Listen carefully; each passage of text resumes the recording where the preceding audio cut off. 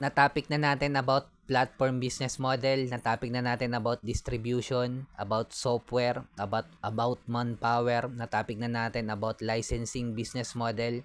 Ngayon naman, ang itatopic natin tungkol sa franchising mga kanegosyo. At ang example ko sa inyo, Mang Inasal ni Sir Injap Sia. Eto, kung nagsisimula ka pala magnegosyo, tapusin mo ang video ko. Sigurado marami kang matututunan. Ako nga pala si Jepoy, isang negosyante. Isa rin akong DJ. Kung kailangan nyo pala ng DJ sa club, sa bar, sa event, message lang kayo dito sa page ko or comment lang kayo. Bilang negosyante, meron na akong 10 taon na karanasan na pagkalugi sa pagninegosyo. Tunay na negosyo lang tulad ng sari-sari store, barbecuehan, bilyaran, rental. Paano lumaki ang negosyong Mang Inasal ni Sir Injap Sia mga kanegosyo? Kwento ko lang, after ko malugian ng sari-sari store way back 2021 dahil sa pandemic, ang pangalawa kong negosyo is barbecuehan. Sa barbecuehan mga kanegosyo, wala pa rin palang focus in one. Pag sinabing focus in one, kasi ang dami kong tinda nun eh. Meron akong tindang pork barbecue, isaw, may tinda akong bulaklak, may tinda akong tenga, may tinda akong baga, may hotdog pa. Pag sinabing focus in one, focus lang sa pork barbecue lang. At isa din, although umabot din ng years yung barbecuehan ko, isa sa mga dahilan kaya nalugi din yung barbecuehan ko is walang focus in one.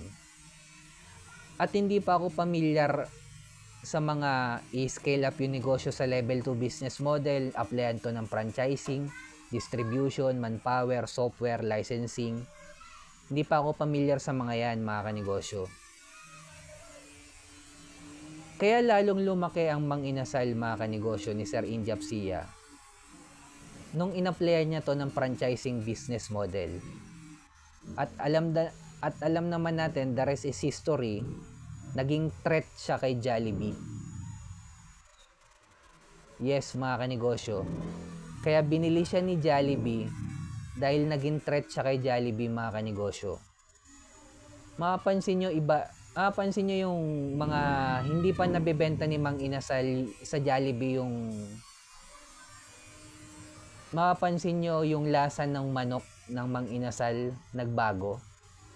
Mas masarap yung lasa ng Mang Inasal na manok bago pa nila ibenta yung negosyo Mang Inasal sa Jollibee. Although kasama sa strategy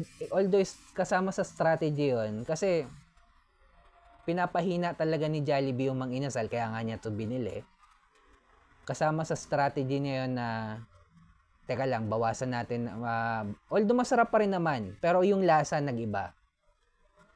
Kasi alam ko yan, kasi isa ako sa mga kumakain na sa Mang Inasal, hindi pa nila binibenta kay Jollibee yung Mang Inasal. Nagbago yung lasa. Mas masarap yung lasa before. Pero kasama sa strategy ni Jollibee yun, na ayun nga, pahinain. Para syempre, hindi magkaroon ng competition. Kasi under na lang sila ng isang company.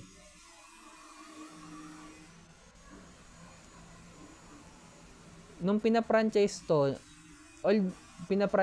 ni Sir Injap Sia mga kanegosyo, doon lalo kumita or lumaki yung negosyo Mang Inasal nung in-applyan niya to ng franchising business model. Syempre, hindi niya to pinapranchise nang hindi kumikita. Syempre, dumating din sa struggle, kung mababasa niyo yung biography ni Sir Injap Sia, dumaan din sa struggle yung negosyo Mang Inasal. Kung paano to nagsimula. Nagkaroon din siya ng mahirap yung benta. Pero along the way, naitawid ni Sir Injap Sia yung pagninegosyo ng Mang Inasal. At nung nagkaroon na-maintain na ni Sir Injap Sia yung customer tsaka yung lasa ng Mang Inasal at kumikita na rin yung negosyo niya. 'Di ba nga, sabi ko sa inyo, wag niyong ipa-franchise yung negosyo niyo kung hindi naman to kumikita. Dahil yung magpa-franchise niyan, automatic malulugi lang din naman. At wag kayo yung magpa-franchise mga kanegosyo. Yung negosyo niyo yung ipa-franchise niyo.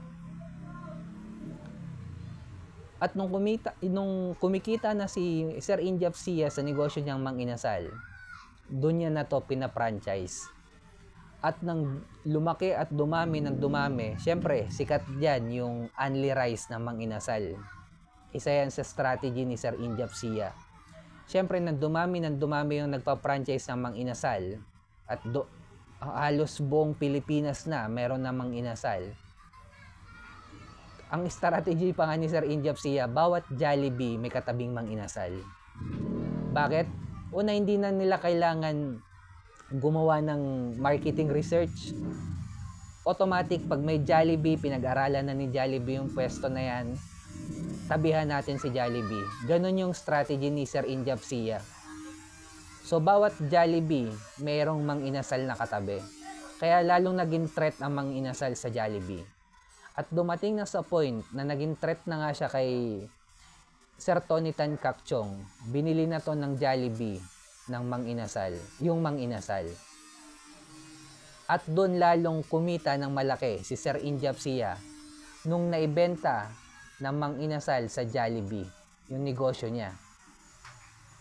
At pumasok naman siya sa land business. Ito na yung pagpasok ng Double Dragon. Magkasosyo na sila dito ni Sir Tony Tan Caktiong sa Double Dragon. Bakit Double Dragon? Kasi pareho silang Year of the Dragon pinanganak. Dalawa sila, Double Dragon. Yun. Pinasok na ni Sir Injap Sia kasi mas magaling si Sir Injap Sia sa land or sa negosyo ng lupa. Alam niya yung mga posibleng future na pwedeng lumaki itong lupa na to, ito yung future na maging BGC. Magaling sa vision, ganon si Sir Injap Sia. Si Sir Tony Tan Caktiong, magaling naman mag-manage ng mga restaurant business. Kaya kahit bumili siya ng iba't ibang negosyo, na-handle pa rin ni Sir Tony Tan Caktiong ng maayos. Although may dumadating sa point na bumababa yung stocks or ano, pero kasama naman yun. Pero ganun yung naging kwento ng Mang Inasal. Kaya lalong lumaki ang Mang Inasal dahil sa franchising business. Kaya kung nagsisimula ka pala magnegosyo, focus in one, hanapin ang community ng mayaman, i-scale up yung negosyo natin tulad ni Mang Inasal sa franchising business model. Kung hindi man franchising yan, meron pang software, may licensing pa, platform, distribution, manpower. Doon lalo lalaki yung negosyo mo, mga kanegosyo. Ang negosyong hindi lumalaki, mamamatay po yan. May buhay po ang negosyo. Parang bata po yan. Kaya kailangan natin palakihin yung negosyo natin. Kaya kung umabot ka sa dulo na video na to, subscribe ka naman sa akin, heart mo na rin to, comment ka lang, sabihin mo Mang Inasal. Gusto ko lang malaman yung mga tumatapos ng video ko. At bilang negosyante, kung dumadanas tayo ng pagsubok or struggle, huwag natin kalimutan mag-pray kahit anong religion natin. Ingat tayong lahat. Peace.